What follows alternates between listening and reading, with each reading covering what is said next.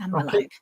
Good afternoon, everybody, and welcome to today's conversation, which is brought to you today by South Asian Heritage Month, and this is being done in partnership with the National Black Police Association. My name is Sal Naseem, and I am the Regional Director for London at the Independent Office for Police Conduct. I'm also the National Lead on Discrimination. But more importantly, today I will be your independent chair for what will be a fascinating conversation with the brilliant panel that we have lined up for you. Today, we're going to be talking about race and policing, but we're going to be talking about it from a lens which isn't very often in the kind of public arena or dialogue, which is from a South Asian perspective. Why? Well, because we know that South Asian communities have got a lower rate of confidence in policing. And those words, trust and confidence in policing, particularly now, are really critical components. So today's format is going to be myself giving a very brief introduction to the panel members. Then each of our panel members will give a 5-minute insight into their experience of policing from a South Asian perspective. Then I'm going to open it up to yourselves, our online audience, for questions. So the live event will be recorded and will stay in play until 3 o'clock. But if the conversation is continuing, our panel members have kindly agreed to stay on until 4 o'clock to keep the conversation going offline. Now, with that, I'm going to do some introductions. So our first panel member is a serving officer, and it is PC Bharat Narbad, also known as Baz. Baz is a member of South Wales Police, and he's also the chair of the Black Police Association there. Our next panel member is Zoe Hingston. Zoe is a former police officer, but is now the head of inclusion at Newcastle Football Club. Our next panel member is Anna Chandran, who is a chairperson and director. And our final panel member is Natasha Junenju, who is a member of South Asian Heritage Month and a well-respected author. So with that, I'm going to invite our first panel member into the discussion. And if Baz is available, it'll be great to have Baz join us. Can you hear me, Baz? You're on mute. Had to be said, didn't it? Hello there. Hi. Okay, I can hear you all. Sorry, I can hear you better now. But forgive me if I lose the sound from your end. Can you hear me okay? Yeah, we can hear you perfectly, Baz. So what I'm going to do is I'm going to give you 5 minutes to kind of share your initial thoughts of your experience of policing from a South Asian perspective. So thank you, Baz. Okay, thank you. So my experience, basically, I joined back in 1998. Quite an important year for most of you know that's when the Stephen Lawrence inquiry, the Macpherson report came out. Now, policing is something I've always wanted to do. Back when I was in school, unfortunately, when I left school, there was a height restriction, and being sort of vertically challenged, I couldn't get in. So I had a career in banking. Then I found out that they'd obviously brought the height restriction off, because they realized you don't have to be tall to be a decent police officer about. So when I found that out, I applied, and yeah, in 1998, I came in at the age of 30. So my experience initially, like I said, we had the Stephen Lawrence inquiry, we had the Macpherson report had come out that year. So the word institutional racism was everywhere. It was in the news. Was in communities' minds here in Cardiff. This is where I've grown up in Riverside, which is quite a multi-ethnic part of Cardiff. So when I said out to my parents that I was going to join the South Wales Police, they were very reluctant. As I said, my heritage is I'm Indian. I'm from northwest area called Gujarat, so I'm Gujarati Indian. And my brothers, tried to put me off. They said, "Well, it's a racist organization. Don't enter. Do what we've done." My oldest brother is a professor. My middle brother works in engineering for the Royal Air Force. But they were quite, really strong in their views that the police are racist. But I wanted to find out for myself, and it's something I always wanted to do. And I thought, well, there's only one way of finding out. So I joined, and I had various experiences.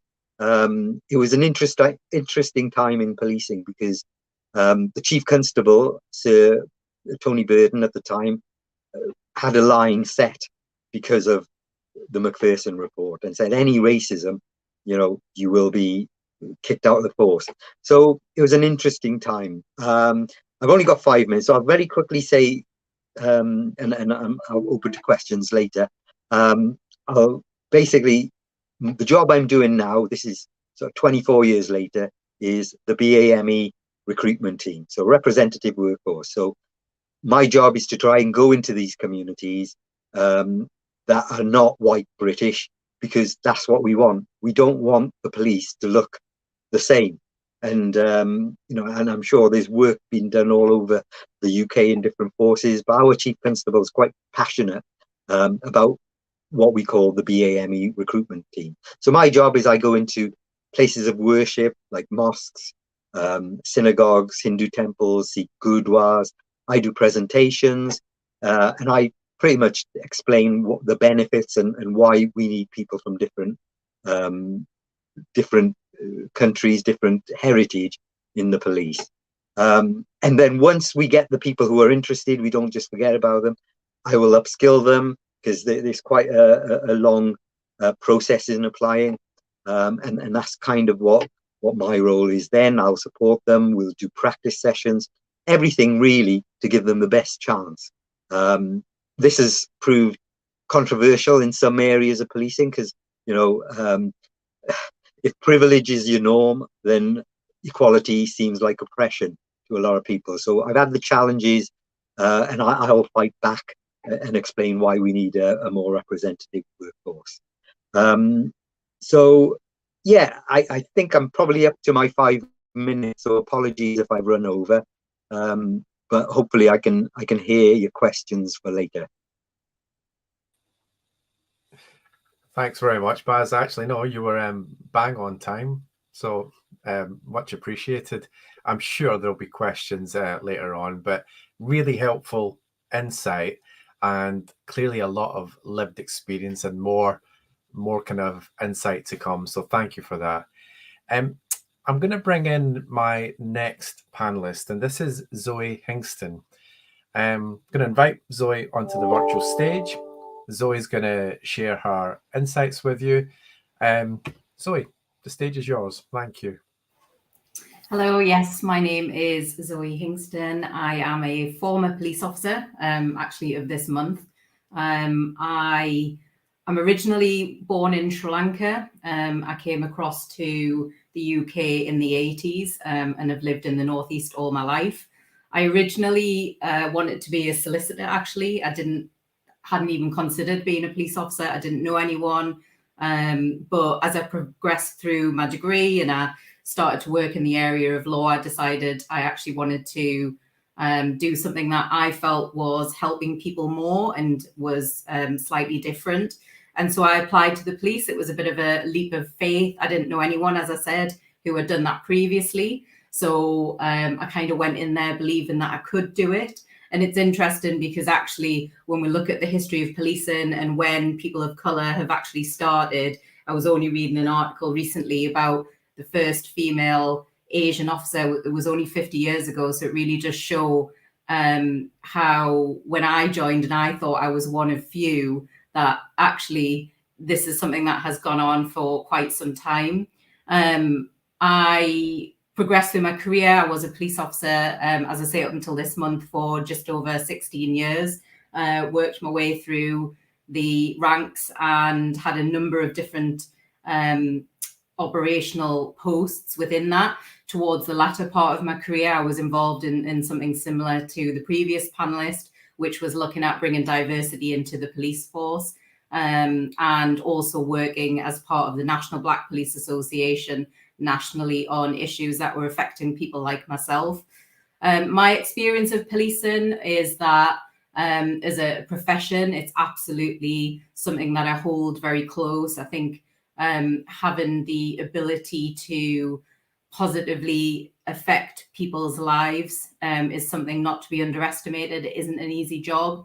However, as a person of colour, at times it has been quite isolating, and particularly as an Asian female, the numbers are very, very low, and are often women of colour within policing are referred to as the invisible people within policing, and I could quite understand that is why people do feel like that. I do think that networks within policing have provided some sustainability to people of varied backgrounds, because they have been there to support people. And whilst policing catches up to what reflects society now, I think there's still a lot of work to be done. They are in the media quite a lot, and issues that perhaps have gone unspoken about. I'm not going to say unseen, because I do believe that have been unseen, but unspoken about, are now right at the forefront. And this is really a critical time for policing to change how it is in the future if it wants to stay relevant and reflective of society. As said, I now work in inclusion, and I am actually grateful that whilst policing is trying to be more inclusive, I personally felt that moving outside of policing gave me more opportunity to thrive as a person of colour, and as an Asian female, and that's what I've chosen to do. So that's just a little bit there about my background. I don't know if there was anything more, Sal, you wanted me to cover? Thanks, Zoe. No, it was just whatever you wanted to kind of share initially. And I think you've shared quite a bit, to be honest, about your career and where you're at now. So we'll come back to yourself and the other panelists once we've heard from our remaining two. Thank you, Zoe. Really appreciate it. Just before I bring on our next panelist, I'm just going to give you a gentle push. If you've got any questions for the panelists as you're hearing from them, please feel free to put them in the comments. We are going to come to those questions once we've heard from our remaining two panelists. So it'd be great to hear what you're thinking, any kind of burning questions. It's a really good opportunity today to get those kind of collective views from the panelists who have a range of experience, as you'll just shortly hear. So with that, let me bring in Anna, who is our next panelist.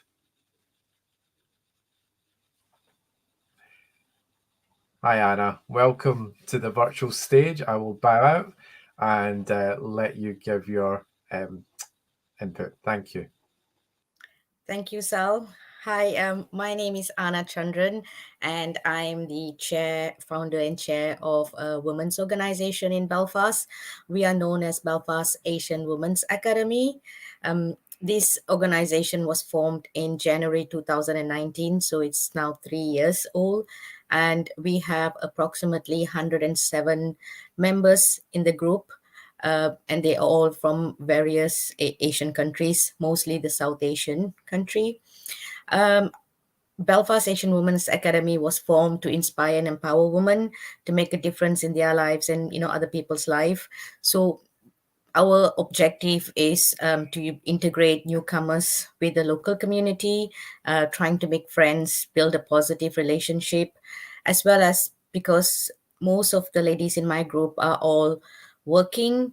We are housewives. We need some sort of social platform. So we created the social and recreational club where we run events for women, during the weekends or late in the evenings when, we've come back home from work. Regarding policing, so as you know, for us, we've had experience where we had to deal with the police in Northern Ireland, the PSNI. One of my member had suffered, well, it's now antisocial behavior, but at that time she felt it was a hate crime because she and her family was attacked. She contacted me crying, and told us what was the problem. So we got involved. She didn't want to be known. She didn't want anyone to know it was her making the report. So we said, no, we'll hide your identity. We'll talk on your behalf. We'll bring you around to see the police.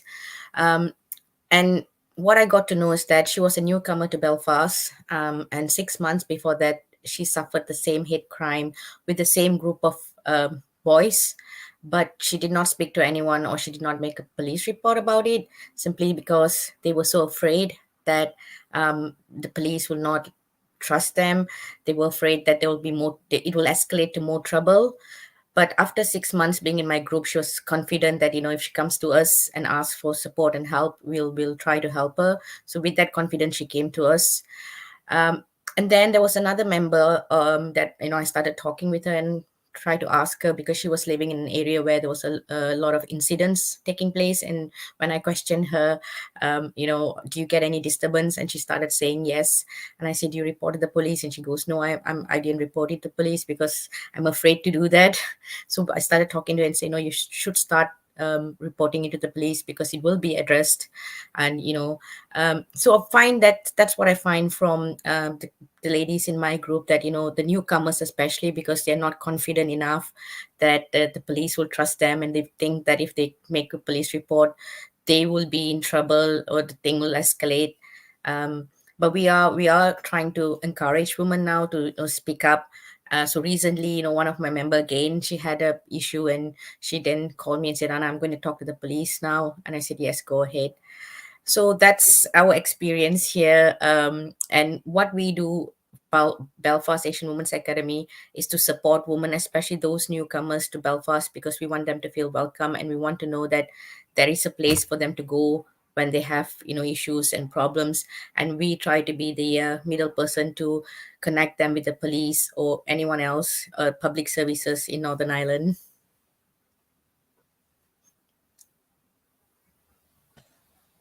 Thank you very much for that introduction, Anna, and fascinating to hear all the work that you're doing over in Northern Ireland. Thank you. And we're just going to now move on to our final panelist.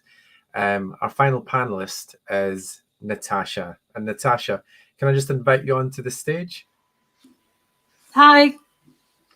Okay, I'm going to hand over to you. Thank you. Okie dokie. Bear with me one sec.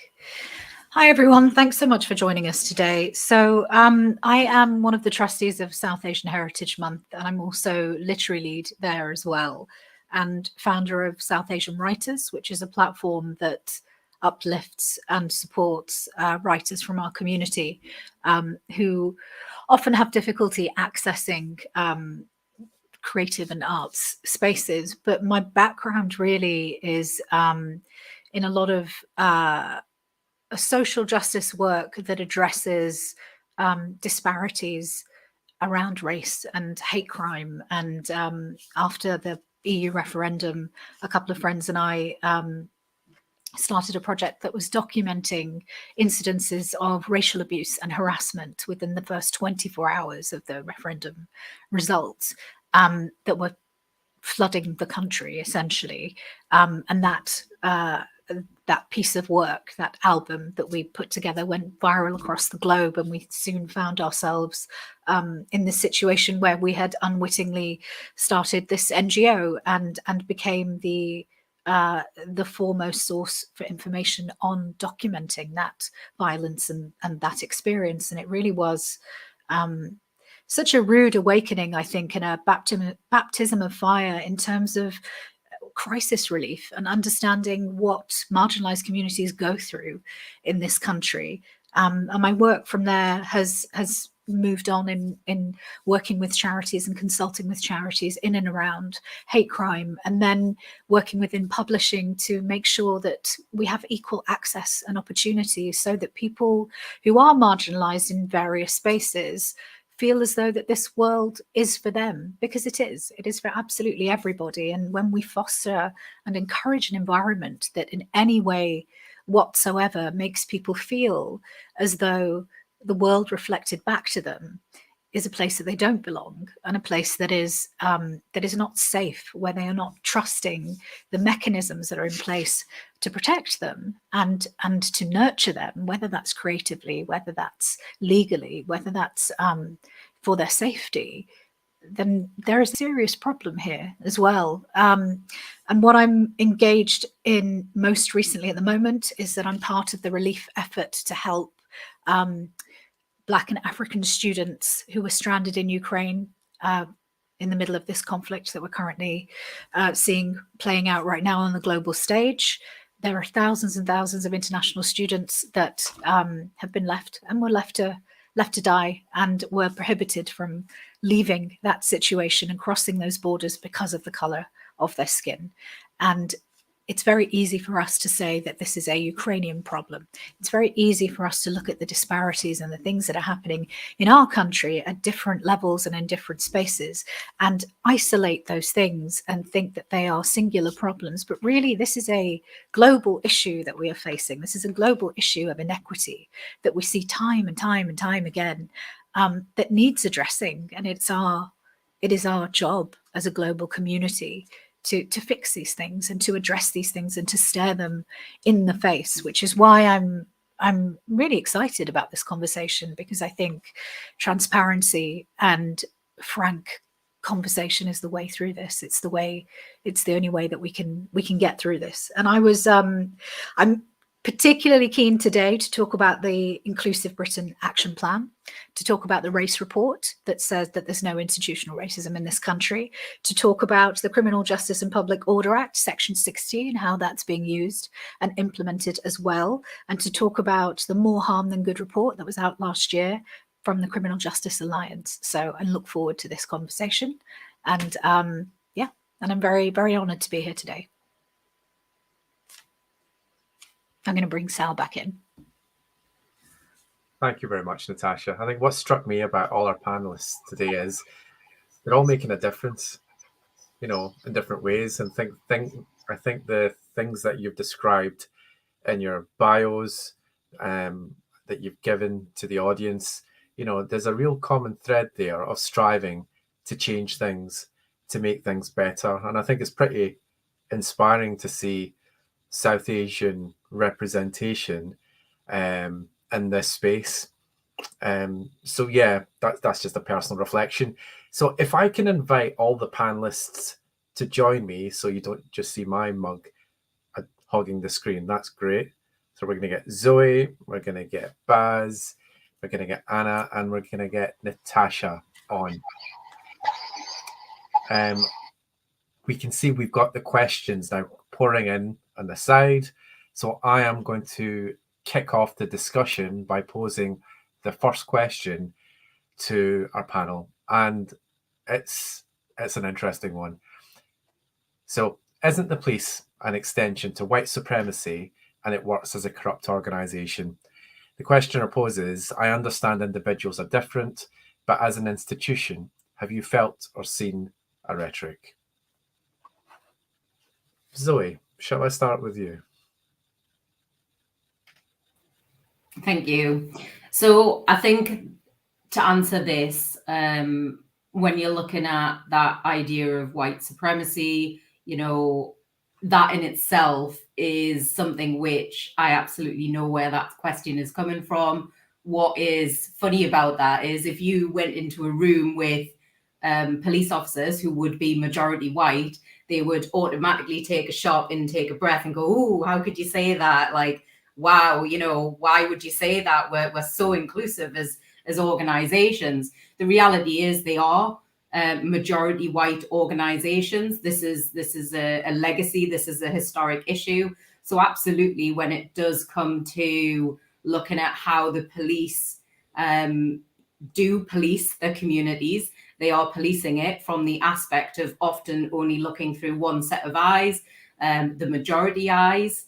And it's whilst that is and has changed, it hasn't changed quick enough. And we've seen that reaction from our communities nationally, I would say even internationally. And part of the issue around that is because of the lack of representation in key positions, in key senior positions, in key policy decision-making positions. And in order to, whilst it says here, you know, individuals are different, and yes, there are allies within organizations, but what happens is networks and people who are different from the majority are often consulted as an after fact, and therefore often the damage has already been done. So this is why there is this idea around white supremacy and how the public are being policed by police officers.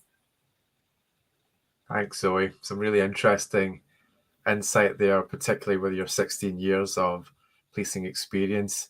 Shall I invite Anna to share her thoughts next?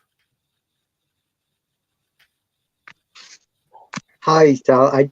I'm afraid I'm glad you can hear me fine. I could barely hear what Zoe was saying, but I'm glad you've got the question out there. So isn't the police an extension to white supremacy and it works as a corrupt organization? I wouldn't say the police, me personally, I wouldn't say the police is a organization. However, as an institution, and I think I heard Zoe say something about, you know, you're looking at one set of eyes. If you look at the representation of the police, then yeah, you know, the majority of officers are male, white, middle class. So if you've got that lens, then that's how you see policing. So, I mean, you know, I'm probably sort of pulling the flag here for representation, but that I think that's why the work that those positive action groups in all the different forces, it is important. We need a different lens, you know, and that's the only way we can police. Yeah, individuals are different, but as an institution, have you felt or seen a rhetoric? And yeah, but I've also seen a change. Certainly, I can only speak for my force, and I've seen a change in leadership. I've seen a change, albeit it's not fast enough. You look at the top table, it's still white. We've got one member of police staff who is the highest member, who's our finance manager. But other than him, our highest ranking, certainly Asian officer, is an inspector. So if you've got that sort of mindset, if the majority of the organizations are made up of white, middle class, mostly male people, you are going to see one lens, and that's what needs to change. But I think some police forces are doing a lot, certainly ours, to try and change that. And that's why, as part of one of the strands we have in South Wales Police, is the retention and progression. So those people who are looking to progress from a Black or Asian minority ethnic background, you know, we'll give that extra support, that positive action, to make sure that those decisions that are made at the top end are seen through a different lens, and have, you know, and this is where the networks come in, you know, the staff association networks. So sorry, there's someone coming on the phone. Network importance of being critical friends. So yeah, you know, as an institution, it needs to change. We're struggling with this now. I think we'll have to come back to you. Anna, do you have any additional thoughts to what Zoe and Baz have said? I said, in my experience with dealing with the police just on the lower ground, they were fantastic. Because we were all ladies, they did send out 2 lady constables to talk to us, and you know, they made us very comfortable to sit down and discuss. But then there was also something that happened here where we saw the policing exposed of institutional racism. When the BLM protest took place, all the people who went out to protest got fines, and then when the others gathered, there were no fines handed out to them. So now they've retract back the fines, but it exposed that whole racism thing, that, the ethnic minority and Black people who went out for the protests were treated differently, discriminated. So yes, from my experience, if you're going to deal with the ground officers, they are brilliant. They come out, when you have a problem, you call them, they come, they deal with it, they made us comfortable. But again, I think as it goes higher up, then you'll see the difference. Again, I don't see any police officers from the BME background walking around. It's always, a local police. So we are really underrepresented in PSNI, the police services in Northern Ireland. But you will see many of us here. Like I wouldn't say to my son before this, but I wouldn't have said to my son, choose police as your career. We come from a background, or become a doctor, a lawyer, or an engineer. So it's another area that we are now trying to talk and encourage and say policing is protecting the public. It's a good job to go into it, so that you'll see more representation in Northern Ireland. Thank you, Anna. Some common themes emerging, but also some different perspectives from you as well. Natasha, did you want to add anything? Thank you. I do think that individuals are different, but I think as a whole, when you look at, for example, the Inclusive Britain Action Plan, which has, I think by 2024, there is an aim in there to start a new curriculum plan so that we include more about Britain's complicated past in the foundations of our education, which can help people build a clearer picture of why we're here, and foster tolerance that way, and embed a clearer understanding of why Britain looks and is the way that it is. But if you're addressing the need for that actively, and you understand that there is a need for that actively, to my mind, you can't then have an institution where the Met Police Commissioner, Cressida Dick, and I know she's stepping down in April, has very famously said that there is no institutional racism within the police force. And I find the two statements and the two sensibilities are in contravention of one another. And similarly, what we've seen over the last year with Azim Rafiq and all of the things that have happened there with the ECB, you have members of parliament talking about institutional racism and how it is layered in almost every formal structure of this society. So as a citizen, when you are engaging with formal structures of this society and you're moving through this world, you are met with these waves of structural and institutional racism. And often as well with the police force, the average person, they don't necessarily engage with the political systems of this society unless that's part of your work, or you are running for council or parliament. So the police is your first access point to how this world is structured, how this society is structured. And when there isn't a clear, active, transparent acknowledgement of what is being done to you as a minority, it creates such a disconnect of identity and a disconnect of belonging. And so when we start to talk about white supremacy, I think white supremacy is layered in almost everything within this society, because it is rooted in and built upon that.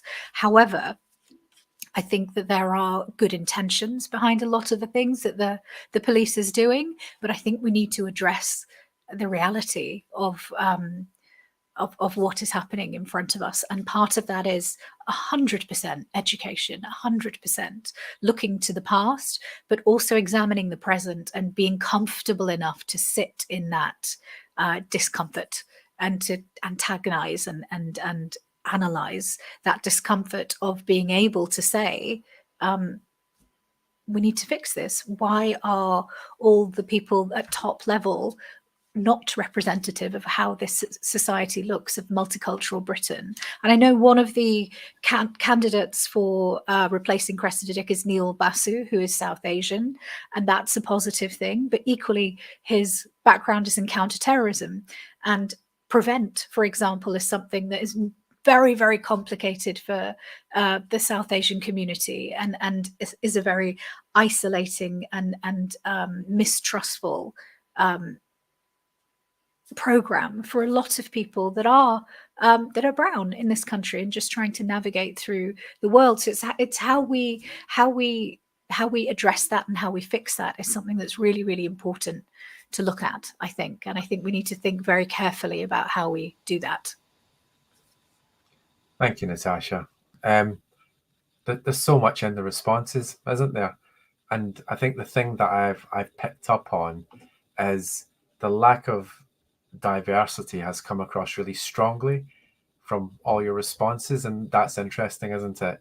The lack of diversity is something that's spoken about, but every single one of your answers, even though you're coming at it from slightly different perspectives, brings that to the heart of it, doesn't it? So I thought that was quite interesting. Oh, we've managed to get Baz back. Well done. Glad to have you back, Baz.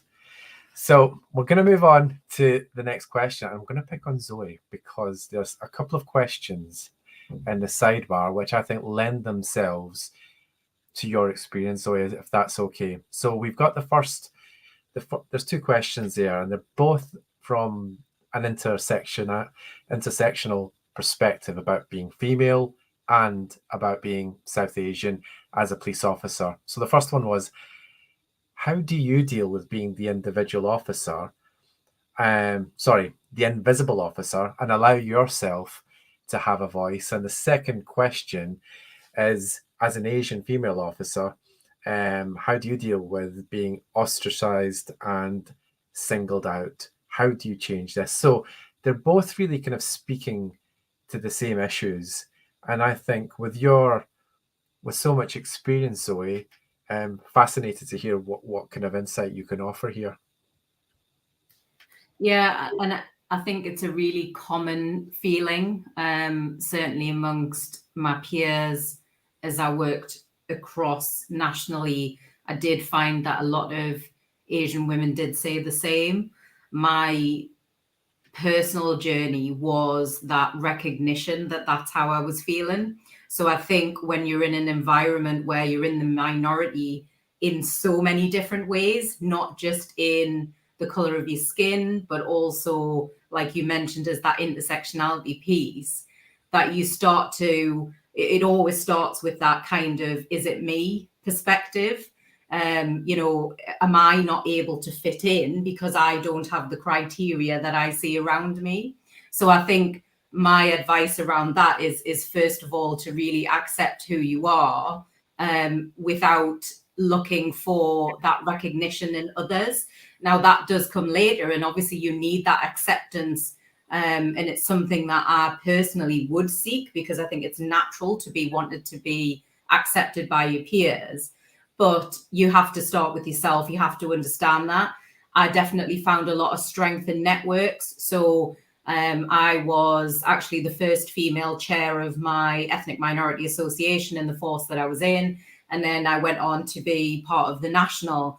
And being in those forums provided me with connections, space, support, and the ability to understand that there were other people around you. Because what I found again was that in some forces, and for myself, because the numbers were so low, you may not have people who would necessarily understand what it feels like day in and day out. And the other side of it as well is this idea of imposter syndrome, which is always a funny thing for me, because I often think, is it fact or fiction? Now, absolutely, imposter syndrome exists. We know it does, and it's often associated more with women or people who identify as being female. And I think I looked at myself, and interestingly, when I first became aware of imposter syndrome, it was told to me by a officer of rank, a white male officer of rank, who said, that will be your imposter syndrome. I'd never heard of it before. And this was something that I found quite interesting, because I then used that as a reason for why perhaps I wasn't achieving, or perhaps I wasn't doing what I wanted to. So it's interesting, because I do often wonder if that idea is put upon us. Now, again, I'm not saying it doesn't exist, but where do you draw the line between self-belief and then allowing the environment you're in to convince you that perhaps you're not achieving your potential because of an excuse that's being put out because the environment hasn't changed and moved on? So that's the other thing that I would also recommend that you look at, because it is knowing the difference between, is it the environment you're in that is stopping you from thriving, or is it something that you have put yourself on? Have you self-limited? So that's what I would say about that. So definitely networking, definitely a bit of self-acceptance, and a little bit of exploring what the true issue is. Thank you, Zoe. I think the point you make about imposter syndrome, that merits a separate hour conversation, and I'm not going to open it up here because we want to keep the focus on race and policing, but I've got a lot to say on that. But great points. Final point on the question that was made there was around one of our kind of viewers has said, how do you deal with about being singled out and ostracized? So you're talking about the voice bit, but what about being singled out and ostracized? So I'll start with you, then I'll bring in some other panel members on that.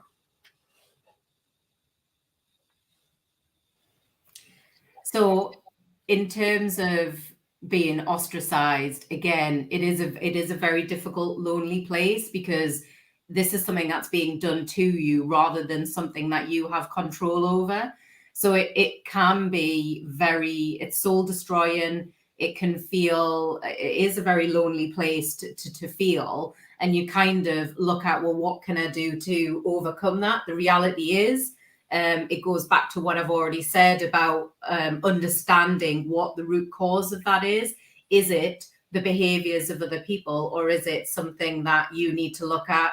For me, for example, I found it very difficult to open up in environments which I didn't feel that I could fit into, because I didn't feel I had that trust and confidence with others that I could be myself. So some of it was accepting that perhaps I'd become slightly ostracized through some of my own insecurities, but some of it was also acknowledging that they'd never understood what it was like to have someone who was very different to them, who was a strong female voice in amongst that team. So the way that I have dealt with it in the past is to basically deal with it head on. And I can't lie and say that has always worked. Sometimes it has made things more difficult because you're challenging the fabric of a culture.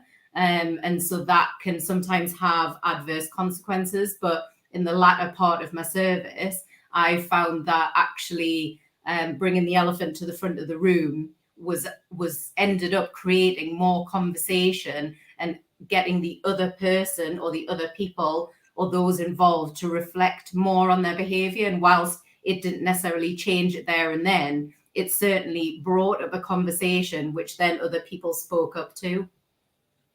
Thanks, Zoe. None of that is easy, though.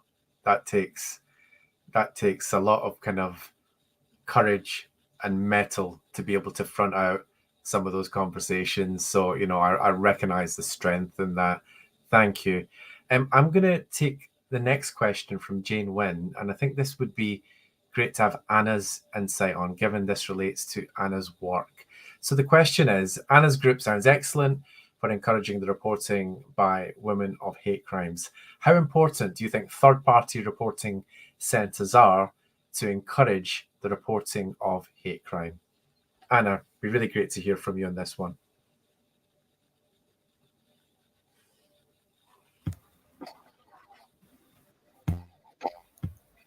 Oh. Sorry, I was trying to unmute there. It took time. I think having a reporting center it's very, very important, especially in a place like this, Northern Ireland. As I said, the Asian community here is big. It's growing. A lot of us who come in here are professional migrants.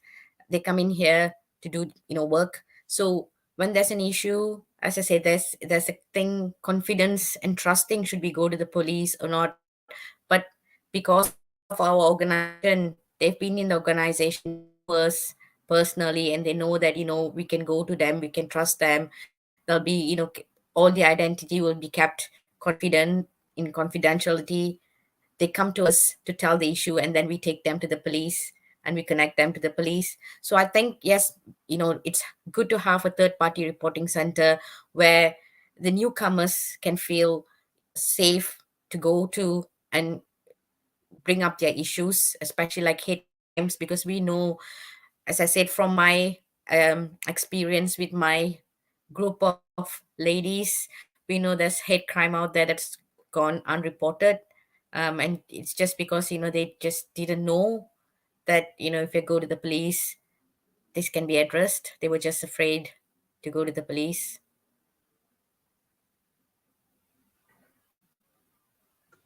Thank you for that, Anna. And can I ask you just a follow-on question about confidence? Do you find there's an issue of kind of confidence of South Asian, the South Asian community that you deal with, in engaging even in third-party reporting to report hate crime, in terms of awareness and then having confidence to even come forward to engage in that system?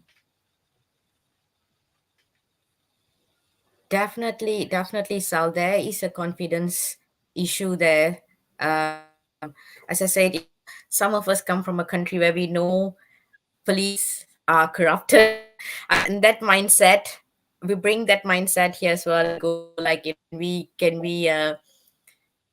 trust the police? Or, are they going to listen to us? Or we are not from here, so if there's an issue with the local people, they're just going to favor the local people and they're not going to listen to us, you see.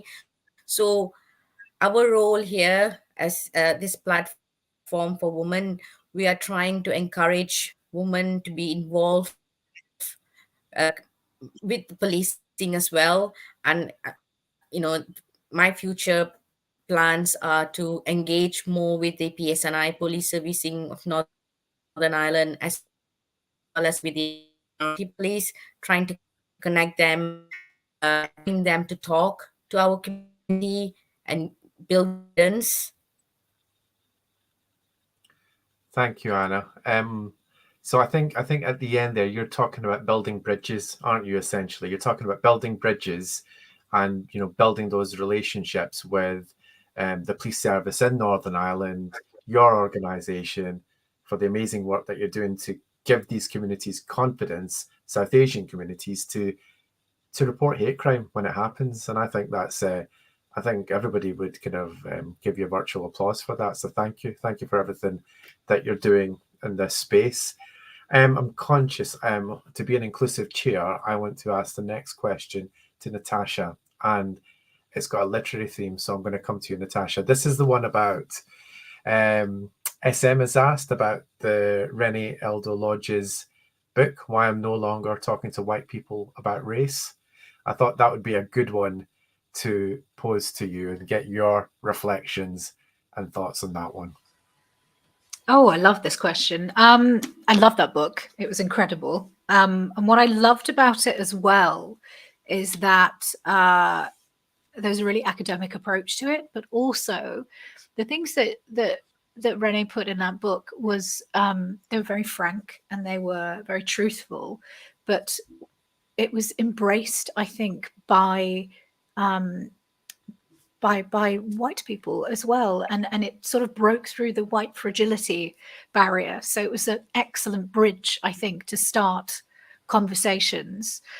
And I know people within my networks and within my circle have started to do a lot of learning around, particularly since the murder of George Floyd as well. In the last 2 years, there's been a lot of learning about the lived experience of others and why that matters and what it actually means, and how ignorant we've all been walking around thinking that we understand racism and that we understand prejudice, when actually we know a tiny, tiny portion of what is actually happening.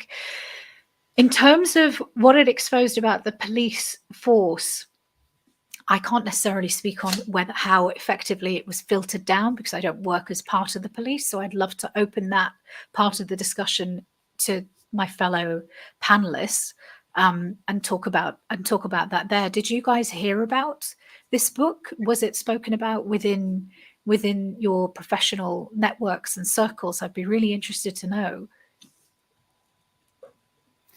It was certainly spoken about. It's definitely a title that does get used. It's normally referenced when forces are looking at what can we put out to talk during Black History Month, or what can we put out and tell people to go and read. So it is absolutely something which there is a knowledge of it. In terms of has it been filtered through, I would say that there is definitely a belief that things that were addressed in the book, they would like to think that, yeah, there was a time where these things happened, but they definitely don't happen now. And no matter how many Houghton reports, how many investigations, how many things happen, there's still this idea that it isn't as bad as it used to be. So therefore, we don't necessarily need to address it in the way that the community feel it needs to be sometimes. And I think it's also the book, when it talks about some of the shortcomings, in a polite way of putting it, I think forces do recognize, they absolutely do recognize that there isn't a need to change. But at the same time, they don't feel that they can shift the direction of the ship enough.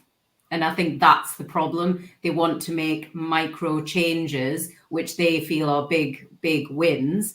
But perhaps as being part of a community which are currently and often impacted by these things, they don't always feel the benefit of these changes, which are then said, we've really progressed further and we've done this. So I think, to be fair, yes, to answer your question, there is a knowledge of this book, and I think people do read it. I just don't think that it's fully acknowledged in the grain of culture.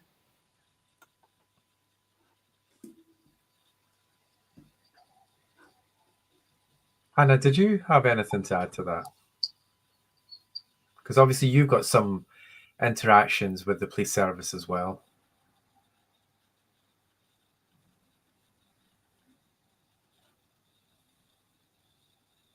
Oh, I think we've lost audio on Anna.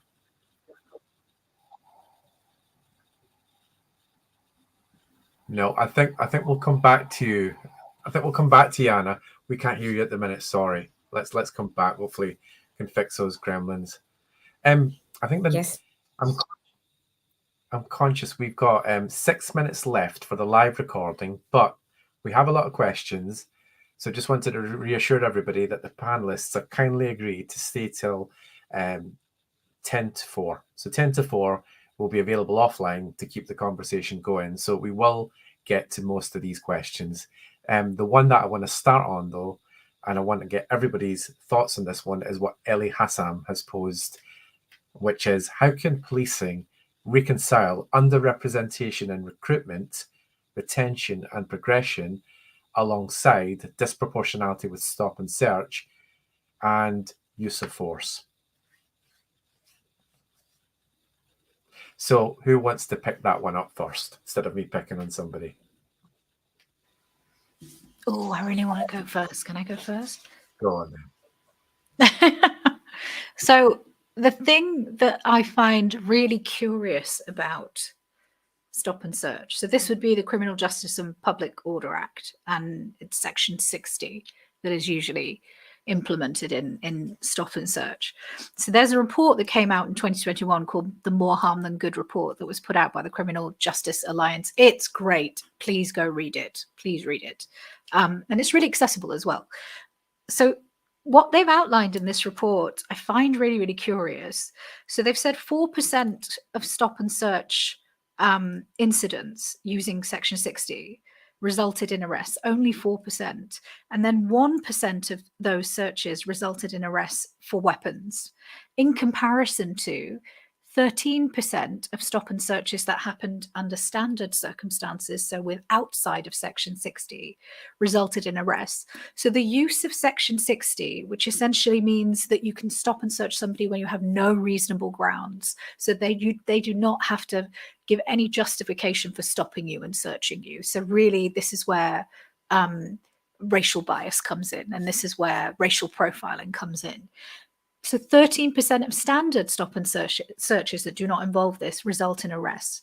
So the use of Section 60 is increasing, but the rate of arrest is decreasing.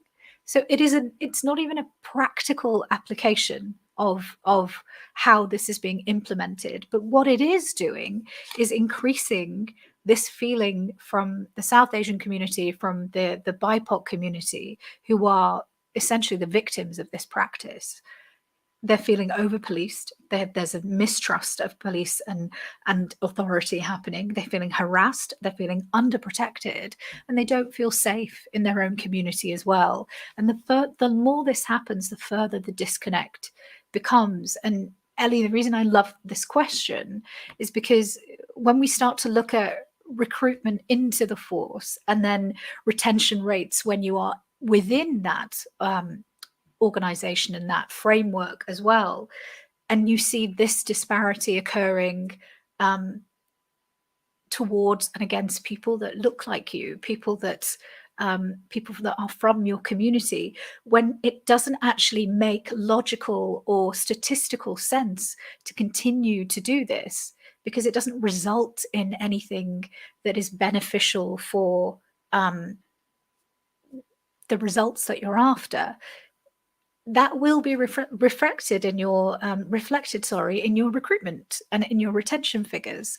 And so I think addressing that, either repealing the use of Section 60 or putting more safeguarding around and transparency around how it is used, is one of the key linchpins of reintroducing and fostering trust and re-embedding trust back in to the relationship between South Asian communities, BIPOC communities, and the police. Because I think it was it Anna who made that point before, about the fact that people that have emigrated here are from countries where they're, sometimes where the police is corrupt, and they know they will already have that feeling of, I don't know if I can trust you. And then if this is happening as well to their children and to people that look like them, that doesn't help the situation as well. And so when there are recruitment drives and when you want people to join, that needs to be taken into account. So it's a case of, do we ignore it? Do we address it? Or do we mitigate for it? All of those things, apart from ignoring it, hinge upon looking it in the face. And I don't know if we're quite there yet, where we are looking it in the face. And I know individuals are doing it, but I think from an institutional top-down level, staring it in the face and handling it as a problem and speaking it out into the world, we haven't had that yet. And I think that's what the first step in bridging this gap. I will mute now. Thanks, Natasha. I'm just going to mention that the live session now and the recorded part will be drawing to a close. But we're going to keep this conversation going. As I said, the panel have kindly agreed to be with us for 50 more minutes. So we're going to draw that part to a close. But now I'm going to come to Zoe next. As a former serving officer, Zoe, be really interested to hear what your thoughts are here. Yeah, and I think it's a great question, really, because this is the question that I think sits on a lot of chief constables' minds right now. I think this is the truth of the matter, and Natasha's sort of focused on the sort of tail end of the question. So if I go backwards a little bit and I look at the underrepresentation in recruitment, retention, and progression specifically, when Uplift was launched, it was looked at as the government sort of given that direction, that it was an opportunity to increase diversity. And yes, we have seen a very marginal increase in specifically those from Black and Asian backgrounds coming into policing, an increase that we hadn't previously seen. The issue very much sits around, are we going to retain those people within the culture? And is it chicken and egg? Because organizations are saying, and I noticed there was a comment about someone who was saying that they wanted to cast doubt on bringing more South Asians in will necessarily improve relations. And that's absolutely right, because the reality is you put more into the machine, but if you don't change the environment, then inevitably you're still going to lose those people. And actually what we're doing is we're bringing people into an environment who perhaps hasn't been right or has had issues. And then what they're doing is getting that experience and going back out into the community, and they're not advocates because of the experience that they've had. So it is very much about exactly how this question has been posed. With all those things going on, how can we possibly see that there will be an increase within organizations? What I would say to the positive is, because of the push, and I think it was Baz that mentioned around positive action and the teams that have been set up across the country to focus very much on that. And the national push was very much around ethnicity and gender. And I think that has allowed more conversations when engagement teams have gone out around the statistics around stop and search and use of force. So they're now getting questions about that. So if I join the police, will I experience, or I have been subject to, or my family member, my neighbor, or whoever has experienced? So it is creating more conversations, and the police have had to try and understand it. So that is a positive that has come out of this push. However, what happens is that intelligence that's coming in, how do they then change the processes to make sure that we don't continue to see this disproportionality that we are? Because the fact is that the numbers speak for themselves. You can't move away from that. That is there. That is a true fact. And when we see that in media, or when forces put it out themselves, it really highlights, well, why would you want to come and join an organization which appears to be targeting people from certain backgrounds? So I think for me, it's a very difficult thing, but the continued conversation and open conversation has to happen. And whilst, yes, I agree with the comment that bringing more people in won't necessarily increase positive relations, I do think it would help as well, because this goes back to the progression part. As more people move through the system and more people are in places to have a voice, they will therefore be able to influence policy decisions and other matters that affect how we police. Thanks for that, Zoe. Anna, did you want to add anything from your perspective?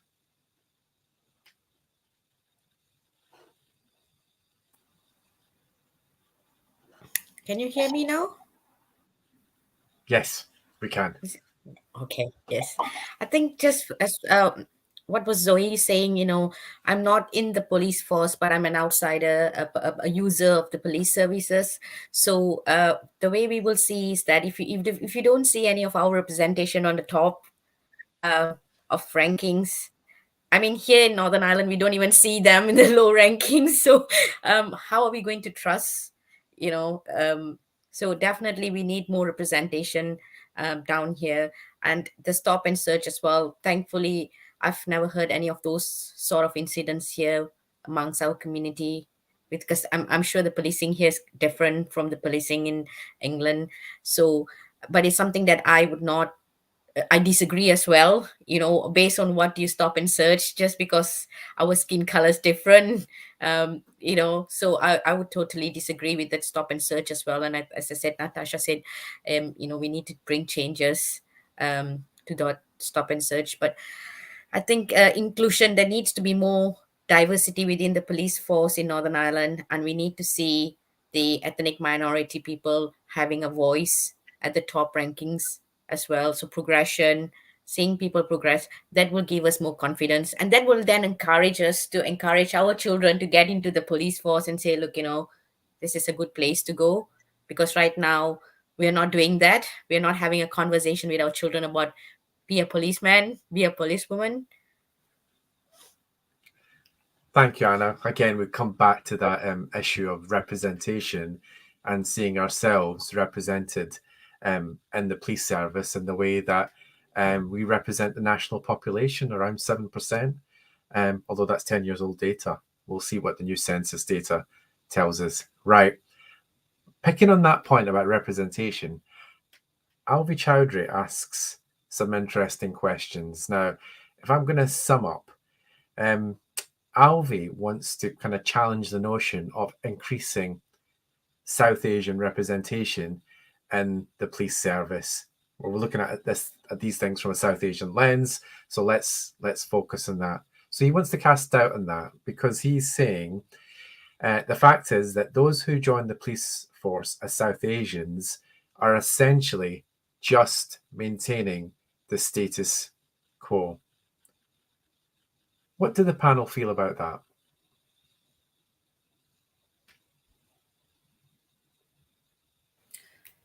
I think for me, it's kind of what I said before. I agree to a certain extent that there is this idea that if we bring people in from different backgrounds, particularly Black and Asian backgrounds, that will solve the problem. But that's for me, that's a very white privilege way to look at it, because it's like, well, we'll just bring more of their own in and therefore everything will be okay.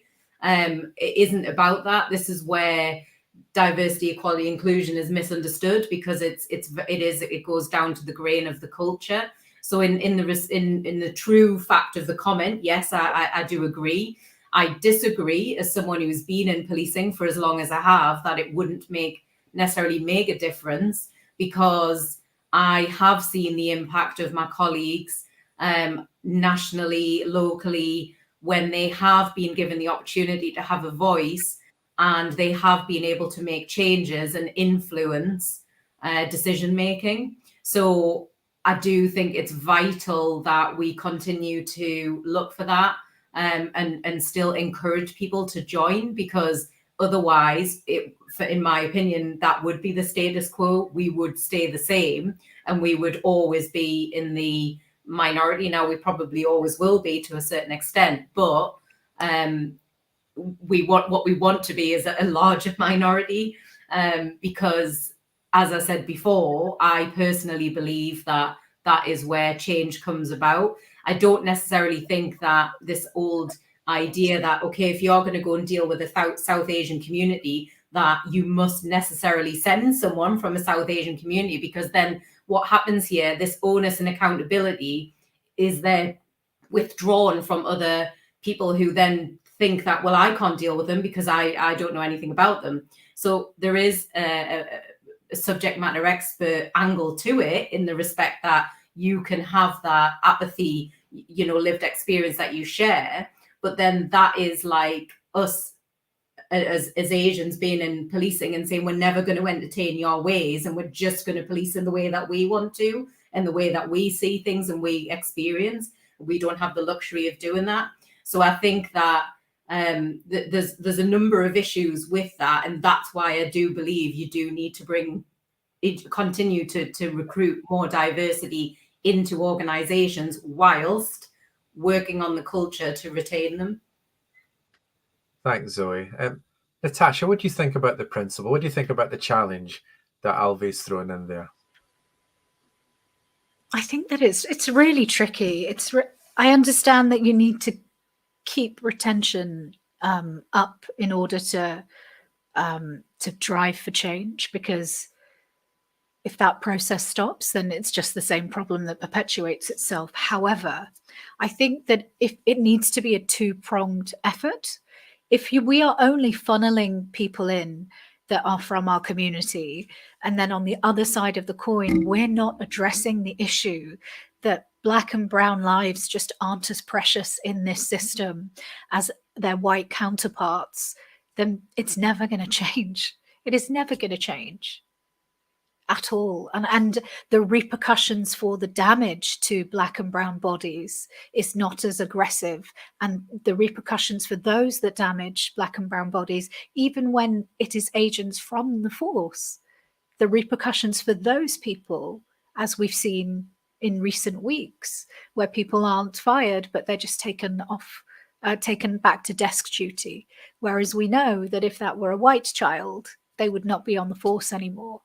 Unless we address those things, as well as bringing people in, then we will solve the problem. I don't think it will be solved just by this singular short-sighted view of oh, we need more Asian people to have faith in what we're doing. Let's funnel in Asian graduates. Let's funnel in people that were, because I know it's an amazing thing to have law students to come in and then be police officers, because you're bringing your legal mind to this side of things, which is an incredible thing. But that doesn't, if we're not then addressing the criminal justice system and the way that it is heavily weighted against Black and brown bodies and lives and children, and the repercussions as well, then I think we're going to be in this stalemate, and I don't know if it's going to change.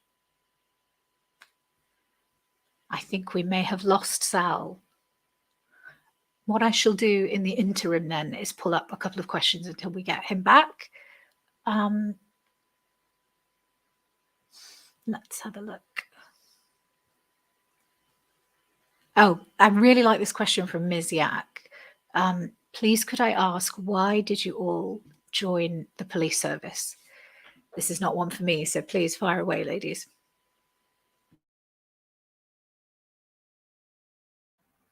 Definitely, it's for you, Zoe. Yeah. Of course. Sorry, Zoe, fire away. So I joined the police because I genuinely believed I could. I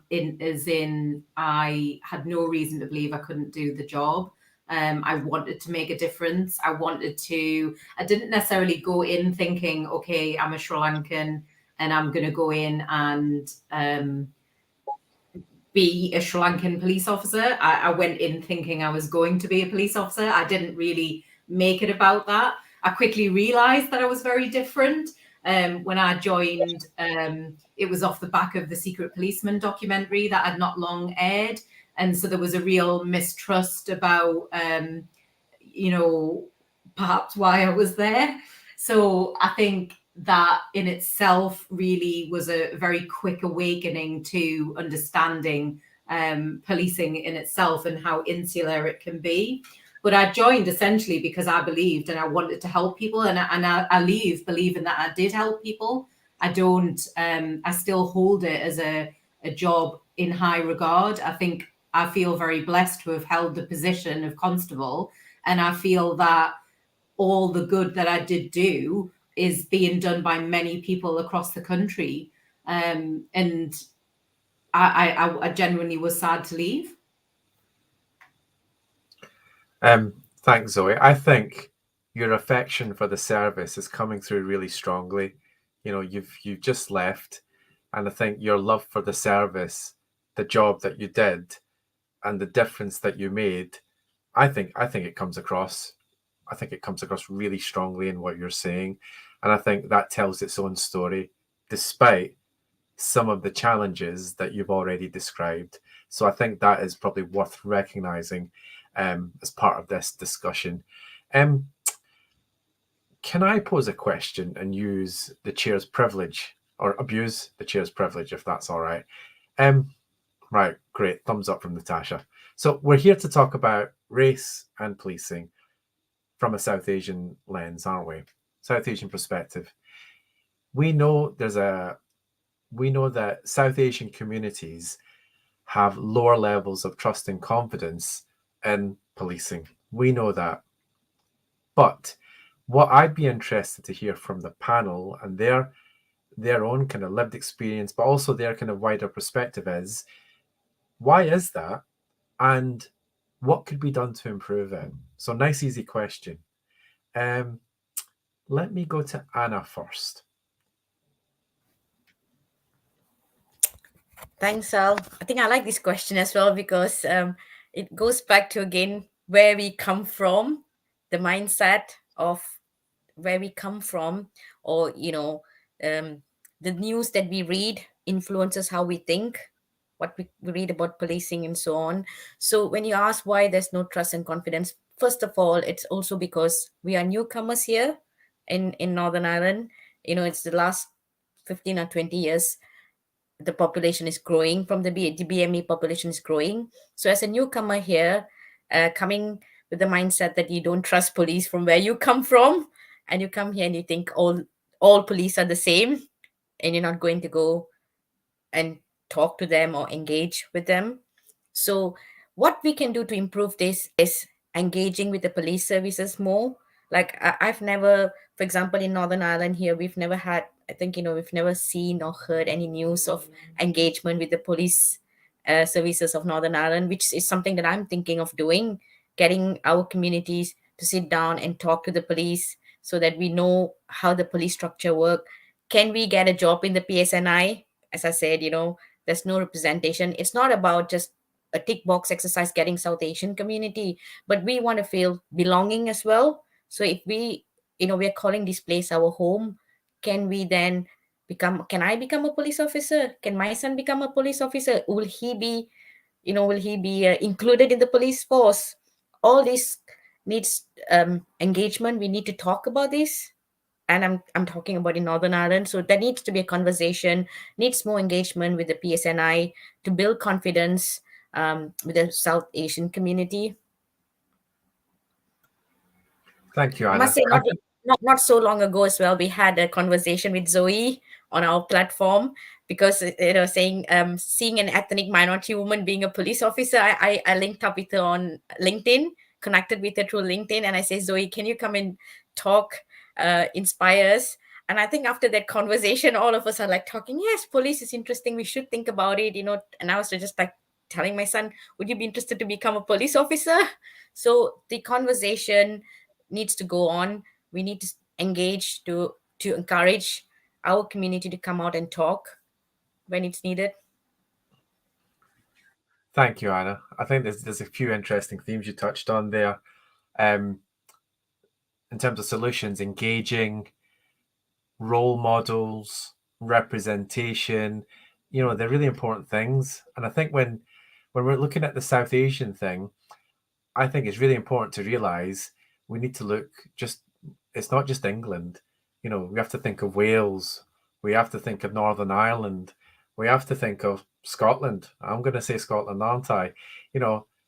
We've got South Asian communities, across Great Britain, and those issues around trust and confidence, even if we unpack it from a South Asian perspective, there'll be layers within that, I'm sure. There'll be layers.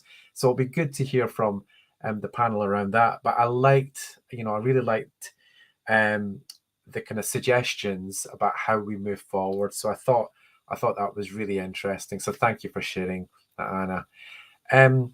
Zoe, so what my question is, we know South Asian communities have lower levels of trust and confidence in policing. It would be really interesting to hear from your professional and lived experience why that is, and how can we move the dial in this area? So I think for Asian communities, there is a lot of stereotyping. And I know we can say that happens across other communities, but the reason that I say that is a lot of this stems from Prevent was mentioned earlier, Islamophobia. There's a lot of labels that get put out there, which they are used in a way to talk about something that's ongoing, but there's a real disconnect to them then understanding that it's the communities that they live in and serve that are actually directly affected by that. And I think the other reason why there's a lack of trust and confidence is that if you look at if there is an incident of terrorism or anything across the country or nationally, and then we all take that breath because we think, oh my goodness, it really doesn't matter who the perpetrator was, there will then be this idea that we are all thrown back into the limelight because of the color of our skin, and therefore we are viewed with suspicion, and we are seen as in the negative, as the people who don't necessarily belong. And I think that lack of understanding, so the only thing I can liken it to is we go back to the Euros, and then when the penalty was missed, and then a lot of people of colour took that sharp intake of breath because we knew what was going to come on social media, what was going to follow, what was going to happen. Well, for Asian people in particular, when there is incidents, any type of hate-related terror incident or domestic incident, there is that labeling that then goes on to our entire community, regardless of whether we are from that or not. But you liken that to an incident of a similar note where the perpetrator is white, the fear is then not struck in the hearts of white people across the country who then don't feel they can go and sit on a metro with a backpack which just contains their lunch, or go and sit somewhere and not be viewed with suspicion. And this is the disconnect that I feel that policing and communities haven't bridged yet. So when it comes to understanding when Asian people are victims of crime, or when they need to seek the advice and support of police, that apathy, that lived experience and that understanding isn't there. And I think that that is the gap that hasn't been bridged. Now, when you look at events like South Asian Heritage Month and other Ramadan's coming up soon, and we'll see lots of posts go out where organizations will do that. But I always wonder what sits behind that. What is actually happening in those organizations? Or are they using that as a thing to advertise but not understand what sits behind it? And again, that's another reason why I think the only way to close that gap is, again, going back to representation in key places and lived experience, but also that open conversation. Because for policing to be sustainable and go back to the Pelian principles of the police being the public and the public being the police, then we're leaving a massive chunk of the public out in how we deal with people. Thank you, Zoe. I was just trying to think how to sum that up. There was too much. So when we're looking at when looking at the kind of issues, you kind of highlighted stereotyping and the kind of othering of South Asian communities, and you've also spoken there about, again, as Anna talked about, the importance of role modeling, representation, open conversations, and the police are the public and the public are the police is fundamental cornerstone of policing. And you touched on an interesting point, which maybe I want to kind of use as a segue and maybe kind of invite Natasha's thoughts in addition to what she wants to say is being performative around diversity and inclusion measures. Because you're right, you mentioned Ramadan will be happening. So we will see lots of excellent social media posts, but you posed the question, what's actually happening in those organizations? So I think that's the challenge, from what you see in the shop window to what's actually happening in the back store. And on that metaphor, I'm going to hand over to Natasha. Hello. I just want to say, Zoe, that was really powerful what you just said, and I agree with you completely. I think a lot of this, the disparity, stems from the fact that we are not afforded the same complete picture of humanity that other people are, and I think that goes for a lot of marginalized communities. So we have to go that extra step to humanize ourselves in front of people so they stop viewing us as threatening. It's the same way I have to take a book with me on the DLR so people don't think I'm about to do something ridiculous, or it's when I open my mouth on a train and they hear my accent and then everybody just relaxes a bit more in first class. That shouldn't have to happen. I shouldn't have to have a shield. Nobody should have to have a shield in order to humanize themselves in front of another person so they feel comfortable with their existence. And the fact that that is our default state of being in this society is ludicrous. And the thing with performative action in terms of DNI and EDI and things like that is that with my work with South Asian Heritage Month, it's a really extraordinary thing, because throughout the year, when you don't see us during, you know, from the 18th of July to the 17th of August when the month is happening, throughout the year, we are speaking to organizations and corporate partners about how they can engage with this month. And as literary lead, I get to talk to councils and schools and libraries, and that is a year-round endeavor. And one thing that's given me a great deal of hope is that during those sessions and during those conversations, it feels like real barriers are being broken down. Because with that, the people that come to those conversations, there is a real willingness to learn and to accept that we don't know everything about each other, and they want to know more about us than our tea and our curry and learning a Bollywood dance, and that idea of us, that intersectionality and that three-dimensional side of who we are, the fact that we're all completely different people and that we're all like each other. There's a commonality between all of us, but that really starts with breaking down our contribution to this society, how modern Britain is built on the backs of colonialism, and what that means, and what our part is as a nation in that, how that has affected the modern world and the developing world, why we even call it the developing world when it was thriving previously. And often people don't know these things. And when you are able to have that conversation and people are receptive to that conversation, and then you get feedback from them going, I never knew this about my history, I never knew this about my country, I'm mortified that I never knew this, tell me more. It is a wonderful qualifying thing where you go, oh my God, we're making some headway, this is great. And it's those small things, I think, that make us feel, at least with what we're doing, that when people are now engaging with this, we're in year 3 now with South Asian Heritage Month, the ways in which we're seeing people engage is a little more than throwing up a social media post and going, oh, the brown people are doing something, hurrah. And it's less like that. And it is more about, let's hold a panel internally.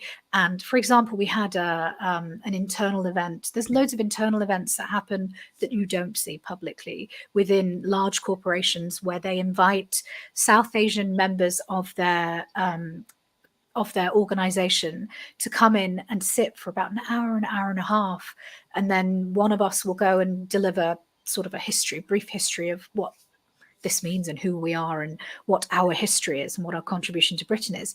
And then the session will be each of those people sharing their experiences with what it's like to be a South Asian British person navigating this business world, or having to fit into these white-centric spaces. And they are some of the most frank and revealing and vulnerable conversations I've ever been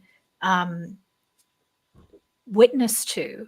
And it's extraordinary, the things that we are seeing, and that we're able to be a vehicle for. And so that side of things gives me a little bit of hope, because prior to doing this sort of work, I was getting a bit of the diversity and inclusion fatigue as well, because it just felt like everybody was going, oh, it's this month, what month is it now? And it's just like you get an alert on your calendar, and then somebody throws up a card on Instagram that's made on Canva. But internally, people are starting to engage with this. And for example, with Ramadan, I never would have thought when I was a child that people in their corporate workspaces would actually be holding events around the food that we eat, and understanding what it means when you get up and you know, when have sari before you break your fast at the end of the day, and showcase individual stories. And that sort of conversation is happening now, and I could never have dreamed. Those are parts of your life that you locked away, and then you code switched your way throughout the day just to get through life in Britain. And I really do feel like we're breaking through that a little bit. So it does feel like there's a tiny bit of hope, and that there is movement. And where there isn't movement, I feel like we can get in those small spaces and create some cracks, I think. Thank you, Natasha. I think the common theme there was around stereotyping. Representation was mentioned, but breaking down barriers, I think, came across really strongly.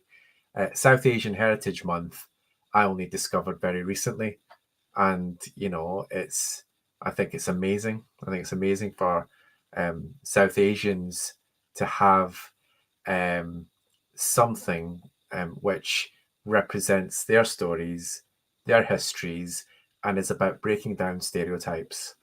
It's about breaking down stereotypes. And South Asian history is our history. Black history is our history. It's all part of the rich tapestry of this great country. You go down the street and you will see that diversity represented. And I think initiatives like South Asian Heritage Month, they will grow, they will build, and they will be, the impacts of those for this sort of kind of month and this sort of initiative, I think can potentially feed into policing. I think they can feed into breaking down some of these stereotypes, because I've seen some really positive movement over the past year where organizations, and I include policing, are trying to embrace this month. And I in my role, I try to work from a place of optimism. And for me, if the intention is there, that's something. That's something. And you're talking about hope, and I think there is movement. The pace of that movement is obviously up for debate, but there is movement, and I think we should all work together and kind of push forward from a place of optimism. And when we're talking about the contributions of South Asians in this country, I would point to this panel, not me. I would point to Natasha, Zoe, Anna, and their reflections at the start and the difference that they're making. So this panel here is a challenge to all those stereotypes that get represented so much in mainstream media and do so much harm to South Asians. This panel and this conversation is a direct challenge to that. And this panel is also something which shows you what is possible for South Asians who are trying to drive change. So I've occupied and abused my chair position there, but I thought it was worth adding to what you all said, because I think there's positivity there. So thank you. Right, I'm gonna probably aim for one more question, and I want to pose one more question to the panel, and this is from Chris Cook. This is about Michael Fuller showed it was possible for a black officer to become a chief constable. So my question, building on what Chris has said, is we're talking things from a South Asian perspective. We're talking about race and policing. Do you think we will see a South Asian chief constable?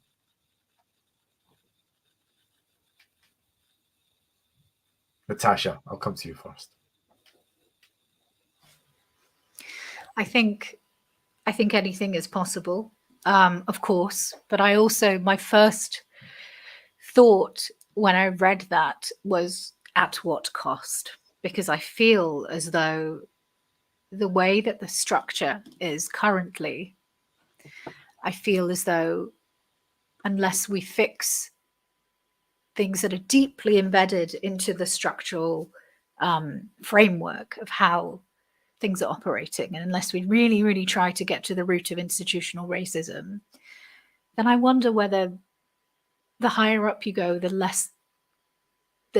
more of yourself you have to give up, if that makes sense. But then again, I'm not intimately acquainted with the force. I just read around it bookishly. So it does make me nervous. A lot of people that we have representing us and representing our best interests and representing us in the Home Office, for example. A great deal of people from our community don't necessarily see those people as allies. And it is a tricky situation, I think. And so the first response I had, in all honesty, was nervousness when I read that question about who that person might be and what their sensibilities might be. However, I remain hopeful and optimistic, and I hope that somebody can, and I hope that that they will represent their community well. Thank you, Natasha. Anna, can I come to you next? Yes, I'll just agree with Natasha and say anything is possible, because I like to think of, I'm very optimistic. The question here will be when it's going to happen. I don't know, because from my lived experience, what I find here, the professionals here who come here, we struggle to get promotions. We struggle to go up the ladder after a certain level of management. We are just stuck there. Whether you're working in the office, whether you're in the health services, hospitality industry, I've been talking to a lot of people about that. So if there's a barrier for us there, what about the policing? How easy is it for you to climb the ladder if you go into policing? Will be a question there. But again, this is why we have all these community groups here working together to bring change, and we want to bring a positive change. So yes, anything is possible, and I'll say yes, I will look forward to see Asian chief constable in the future, but I don't know when that's going to happen. Thank you, Anna. Zoe, what's your thoughts on that? So my thoughts would be exactly the same. Anything is possible. I genuinely don't know when that will be, but what I would say is I'd also like to see something different from the Michael Fuller situation, where there was somebody at that rank and then we've never seen it since. So what I would like to see is somebody who does get to that rank, because I think, why shouldn't we believe that someone should go there? And why shouldn't people who are in that position and that way minded to head to those positions? Because I know that I've got some very fantastic, capable colleagues who would be great in those roles. But I also want to see long-term, not just us pinning our hopes on one person getting to that to say, tick, job done. Because for me, this is about sustainability. This is about long-term planning. We want to see a difference in all levels. And whilst the chief constable is the top, it's what is throughout the system that counts as well. So yeah, anything's possible. I don't know when it will be. I do think it will happen, but I would like to see it more than just one person. All our hopes pinned on one person. I would like to see some work done across everyone, really. Thank you, Zoe. I think you've all said anything is possible. And I think I think those are three fitting words, probably to kind of draw this conversation to a close. Anything is possible. Can I thank Natasha? Can I thank Zoe? And can I thank Anna and Baz for contributing to what was a really fascinating discussion. I found it really invigorating to be surrounded by South Asian individuals, sharing kind of common experiences, hearing insights and lived experience, and a fair smack of inspiration from what you are all doing under your kind of various hats. So thank you. Thank you to everybody that's been viewing today, for all the questions, some excellent, challenging ones in there. And thank you to South Asian History Month and the National Black Police Association for putting this event together. We had a few technical things, but we've come through it. We did all right. So with that, I just want to thank everybody. Wishing you all a great rest of the day, and please do share the conversation with your family and friends. And I'm sure the link will be sent out via Natasha and the team. Thanks very much, everybody. Sal. Thank you for the invite, Sal. Thank Thank you. you. South Heritage. Thanks so much. Thank Sal. you. Bye-bye.